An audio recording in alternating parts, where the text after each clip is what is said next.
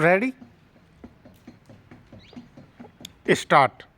अध्यक्ष महोदय, मैं अपनी टिप्पणियों को मध्य प्रदेश पंचायती राज अधिनियम के कुछ प्रमुख पहलुओं तक सीमित रखूंगा। मुझे इस अधिनियम के अंतर्गत बनाए गए नियमों को देखने का अवसर नहीं मिला है। नियम कानून के महत्वपूर्ण अंग होते हैं और प्रावधानों को उचित ढंग से समझने में सहायता पहुंचाते हैं, तो भी हमें उन परिवर्तनों की जानकारी है जिन्हें सितंबर 1994 में संशोधन के जरिए इस अधिनियम में लाया गया। संवैधानिक आदेश बहुत स्पष्ट है। इसमें बताया गया है कि पंचायतों को कैसा होना चाहिए, उनके अधिकार क्या हैं और अगर उन्हें वित्तीय और मानवीय संसाधन उपलब्ध कर दिए जाएं तो अपने दायित्वों को निभाने के लिए उन्हें कौन से कार्य करने हैं।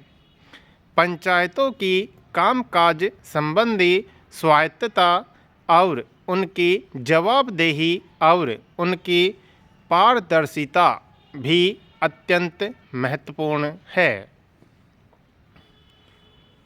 जब हम मध्य प्रदेश के परिदृश्य पर निगाह डालते हैं तो मुझे अनुभव होता है कि यहाँ आशा की किरण है।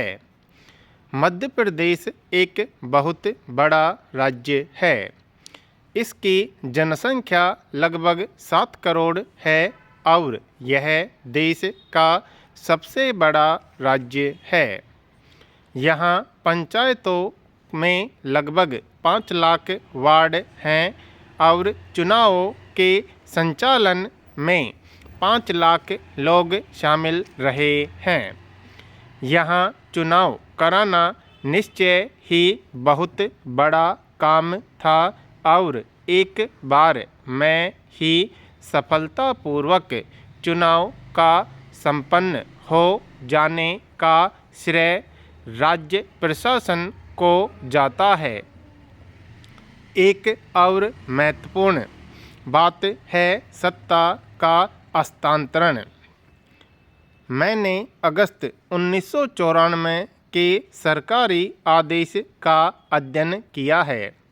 इसमें 24 अनुसूचियां हैं जो सरकार के विभिन्न विभागों द्वारा पंचायतों को सत्ता के हस्तांतरण का संकेत देती हैं।